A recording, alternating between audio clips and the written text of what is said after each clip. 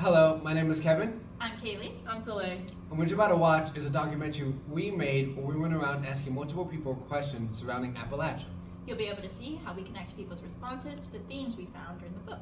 So sit back, relax, get a snack, take off your shoes, and stick around to the end for a nice surprise. So, you want to know what Appalachia is? Well, let me show you. Appalachia is mountains. It's guns, hillbillies, drugs, and moonshine. Don't believe me? Well, just look at what others have to say. Strongly religious, definitely a very thick southern accent. As I said, like hillbillies, like that's kind of how it was portrayed to me. It makes me think of like mountains and country people and rednecks. White. I don't know. There's not a lot of diversity here. Kind of like the middle-aged white guys, scruffy, wearing boots, wearing flannels, maybe they have a gun. That would kind of be the stereotype. Little education, little money, poverty line is, most people live under poverty is the assumption, right? Until I lived right here, the first thing for me was West Virginia, Ohio, poverty, backwoods, kind of not in touch with the real world, I guess. Like poverty, and yeah, I'd say that too. Poor communities, coal mining. Redneck? I don't know. Isn't that what, the mountains? Oh. Yeah, redneck. Redneck, it's more like out there in the sticks and all that. I think Appalachian people are hillbillies and stupid and dumb, and that makes me mad. They don't give the people the credit they deserve. I mean, they just automatically assume. But of course, we know that's not the full truth. What you just heard was a list of stereotypes that are often associated with Appalachia. But why is that? Why is that this huge region that spans from New York all the way down to northern Mississippi has such derogatory stereotypes associated with it?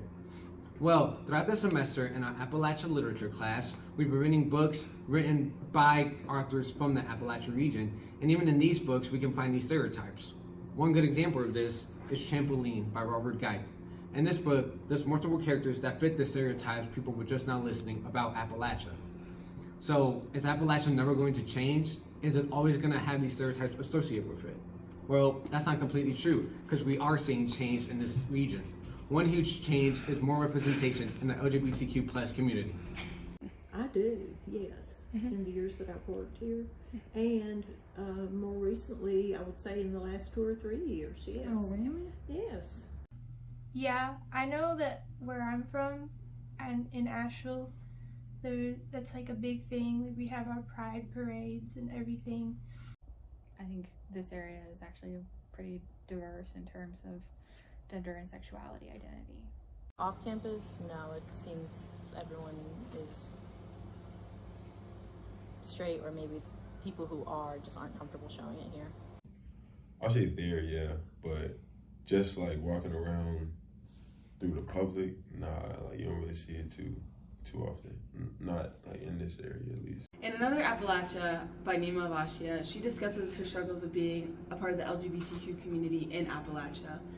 But this was one of her many struggles. Another one being a person of color in Appalachia. Avashia experiences a clash between her Indian heritage and the predominantly white Appalachian culture around her. She faces challenges in reconciling her Indian roots with the expectations and norms of the place she calls home, which is still a struggle for people of color in Appalachia.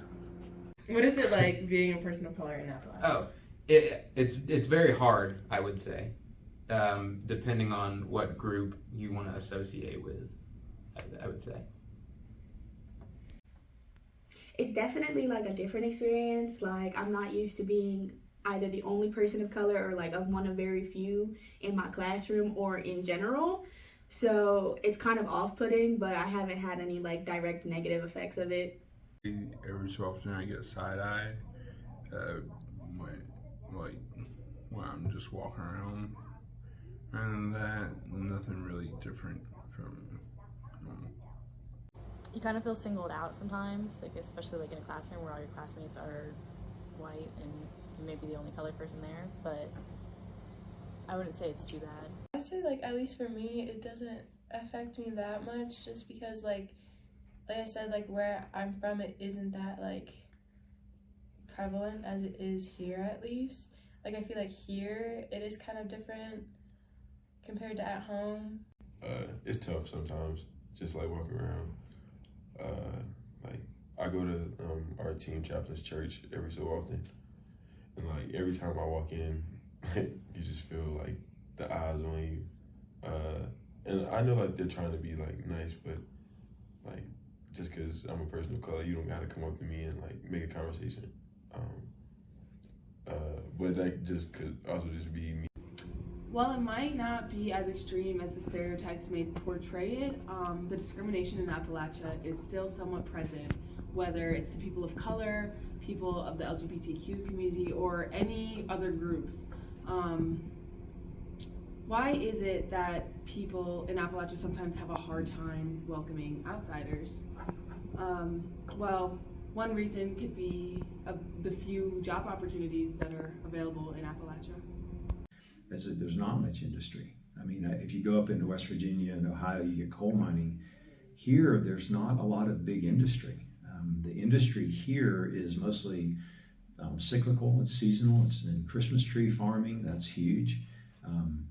One of the greatest challenges in a group that I worked with in Newland is that because there's nothing other than McDonald's and a couple of restaurants and there is no big industry, it's made it where Appalachia hasn't changed.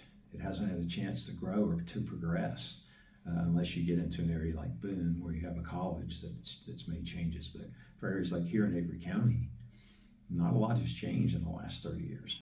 In Leah Hampton's Fuckface, one of the chapters talks about how one of the main industries that's found in Appalachia is tourism. In this chapter, the characters discuss how after tourism ends, it feels as though the region has been abandoned and forgotten about. How the area doesn't have much money, how the industry is just not where it used to be. Just like how Pastor Ted talks about how he wasn't the only one, how many other people in the region also feel the same way. Industry changed Appalachia. Oh my goodness.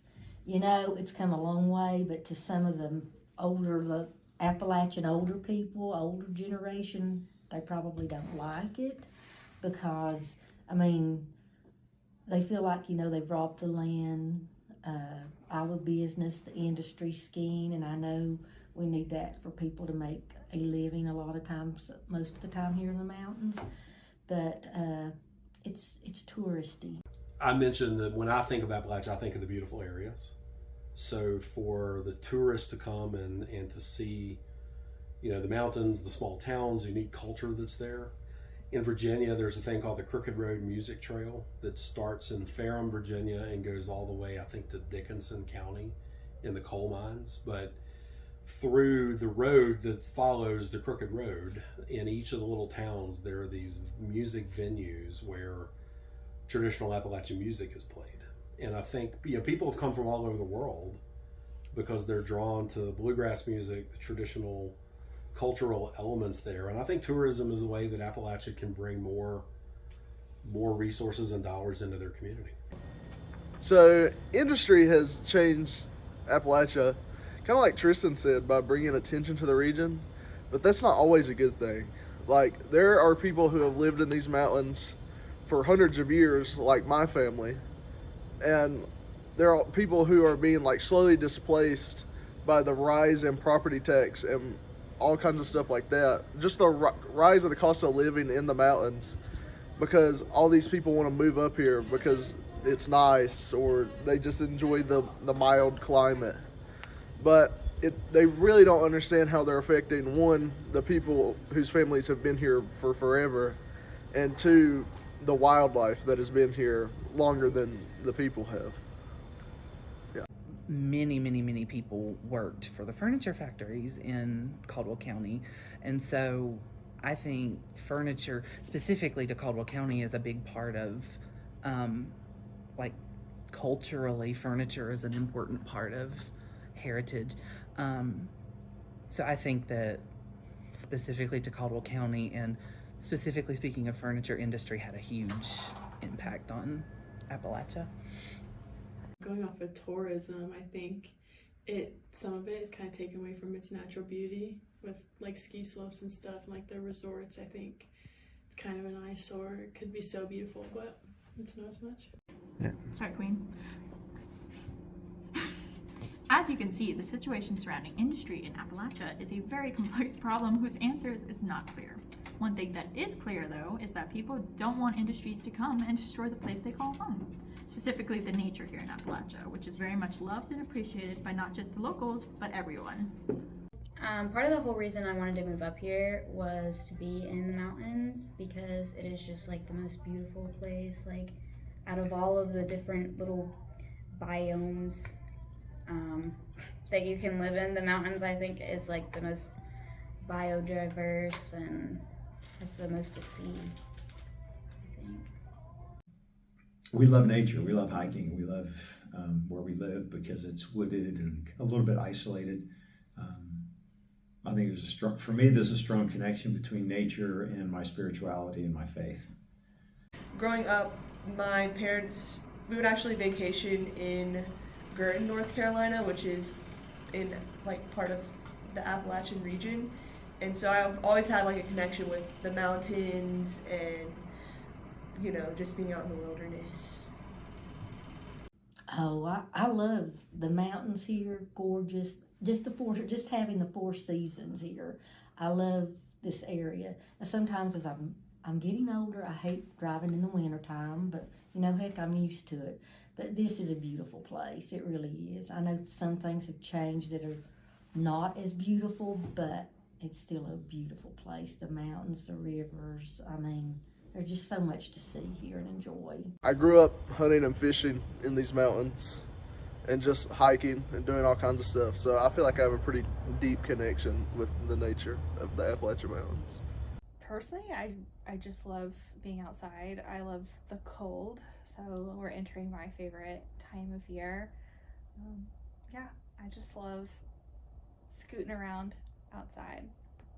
But my own predilection is for tennis. I'm actually passionate about this sport, and I have a place where I play tennis, especially during the summer months, on a clay court that's surrounded by beautiful nature. And for me, it's a kind of religious experience or spiritual experience to be close to nature while playing a sport, an activity that I really enjoy. So mine would be a connection through tennis with nature. So throughout this documentary, we've shown you why Appalachia is much more than what the stereotype gives it. Appalachia is full of loving people, full of culture, history, nature, and much more.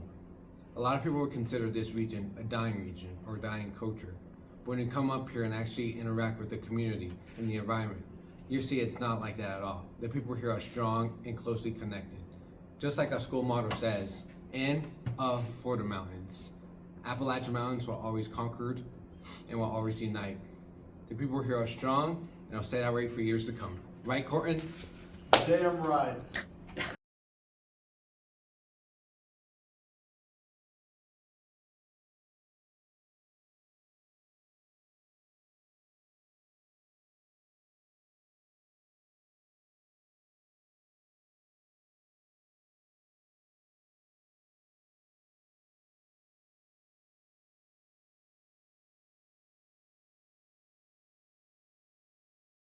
And stick around until the end. Try to get that part. You'll see how we were able to connect themes in the books with Appalachia, which is very much loved and appreciated by not just the locals. I was not recording. Do it again. I'm so sorry, y'all. Yay! Thank you. I think Appalachia is so important culturally.